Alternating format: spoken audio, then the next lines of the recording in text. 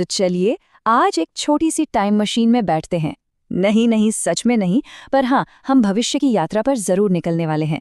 आज के कुछ प्रिडिक्शंस के आधार पर ये देखने की कोशिश करेंगे कि 2050 की दुनिया, हमारी दुनिया आखिर कैसी दिख सकती है। तो शुरू करें ये सफर। 2050 ये साल सुनने में ही किसी साइंस फिक्शन फिल्म जैसा लगता है ना? लेकिन सच तो ये है कि ये हमारी सोच से कहीं ज्यादा करीब है। आज के जो युवा हैं वो उस दुनिया में अपने करियर के पीक पर होंगे। तो सबसे बड़ा सवाल यही उठता है कि आखिर वो दुनिया असल में दिखेगी कैसी? क्या सब कुछ एकदम बदल जाएगा? तो चलिए इस फ्यूचर की यात्रा का पहला पड़ाव देखते हैं और इसकी शुरुआत एक बहुत ही पॉजिटिव, एक उम्मीद भरी तस्वीर से करते हैं।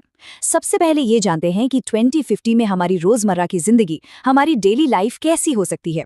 एक ऐसी दुनिया जो आज से कहीं ज्यादा स्मार्ट और आसान होने का वादा करती है। देखिए, इस नए भविष्य का जो मूल मंत्र है ना, वो बहुत सीधा सा है। इंसान स्मार्ट काम करेगा और फिजिकल मेहनत कम हो जाएगी। मतलब टेक्नोलॉजी वो सारे बोरिंग रिपीट होने वाले काम खुद कर लेगी।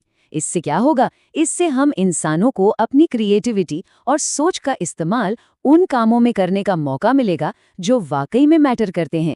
तो आइए अब थोड़ा और डीप में चलते हैं। देखते हैं कि ये जो टेक्नोलॉजिकल बदलाव है ये हमारी डेली लाइफ, हमारी ट्रैवल करने के तरीके और हमारी हेल्थ को कैसे पूरी तरह से बदलने वाले हैं।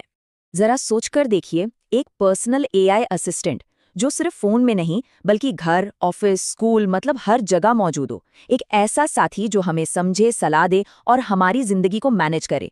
और ये कहानी सिर्फ डिजिटल दुनिया तक ही नहीं रुकेगी। हमारी असल दुनिया में अस्पतालों से लेकर बड़ी बड़ी फैक्ट्रियों तक रोबोट्स वो सारे काम करेंगे जो आज हम और आप करते हैं। और ट्रैवल का क्या?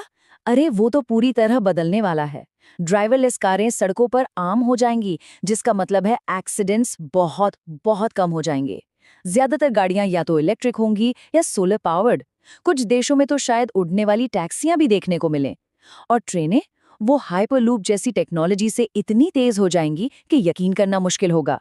मतलब कुल मिलाकर सफर तेज, सस्ता और कहीं ज्यादा सेफ हो जाएगा। अब जरा इस नंबर पर गौर कीजिए, 90 से 100। ये कोई क्रिकेट का स्कोर नहीं है। ये 2050 में इंसान की एवरेज लाइफ का अनुमान है। जी हाँ, 90 से 100 साल। सोचिए जरा, ये हमारी पूरी जिंदगी को कितना बदल कर रख देगा। पर सवाल ये है कि ये चमत्कार होगा कैसे? इसकी सबसे बड़ी वजह होगी एआई, जो कैंसर जैसी खतरनाक बीमारियों को बहुत ही शुरुआती स्टेज में ही पकड़ लेगा।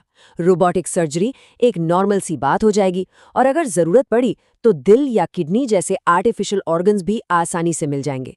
तो मतलब सीधा सा है, बीमारी कम और जिंदगी ज्यादा लंबी। चलिए अब उन बदलावों की बात करते हैं जो शायद और भी गहरे हैं और भी बड़े हैं। अब हम ये देखेंगे कि कैसे इंसान और मशीन के बीच की जो लाइन है ना, वो धीरे धीरे धुंधली होने लगेगी। एक ऐसा बदलाव जो शायद हमारी पहचान को ही बदल कर रख दे। एजुकेशन और काम करने का तरीका, वो तो पूरी तरह बदल जाएगा। डिग्रियों से ज्यादा कीमत स्किल्स की होगी। लोग फिजिकल क्लासरूम के बजाय वर्चुअल क्लासरूम में एआई टीचर से पढ़ेंगे। और ऑफिस ऑफिस घर से ही चलेगा, दुनिया की किसी भी कंपनी के लिए। तो एक बात तो पक्की है, लगातार नई चीजें सीखते रहना ही सक्सेस का सबसे बड़ा मंत्र हो। और अब बात करते हैं एक ऐसी टेक्नोलॉजी की जो सच में किसी साइंस फिक्शन फिल्म से निकली हुई लगती है। नाम है न्यूरल टेक। इसका सीधा सा मतलब है इंसान के दिमाग और कंप्यूटर के बीच डायरेक्ट कनेक्शन। सोचिए, सिर्फ अपनी सोच से किसी मशीन को कंट्रोल करना या अपनी यादों को किसी क्लाउड पर सेव कर लेना। भाषा की सारी दीवारें टूट जाएंगी क्योंकि सब कुछ रियल टाइम में ट्रांसलेट हो जाएगा। ये वो टेक्नोलॉजी है जो इंसान और मशीन के बीच का फर्क लगभग खत्म ही कर देगी। ओके, तो अब तक हमने एक बहुत ही शानदार, एक बहुत ही सुनहरी तस्वीर देखी, लेकिन हर सिक्के का एक दूसरा पहलू भी तो होता है ना? तो अब वक्त है उन खतरों और उन चुनौतियों की बात करने का जो इस तरक्की के साथ आ सकती हैं। ये जो कंपैरिजन है, ये पूरी कहानी को एक साथ सामने रख देता है। एक तरफ उम्मीद है कि काम बहुत स्मार्ट और एफिशिएंट हो जाएगा, तो दूसरी तरफ डर भी है कि बड़े पैमाने पर नौकरियां जाएंगी, खासकर ट्रांसपोर्ट और कस्टमर सर्विस जैसे सेक्टर्स में। एक तरफ एक कनेक्टेड और आसान जिंदगी का सपना है, तो दूसरी तरफ डेटा प्राइवेसी और लगातार निगरानी का खतरा भी है। और शायद सबसे बड़ा सवाल ये है कि क्या ये तरक्की सबके लिए होगी या ये अमीर और गरीब के बीच की खाई को और भी ज्यादा बढ़ा देगी।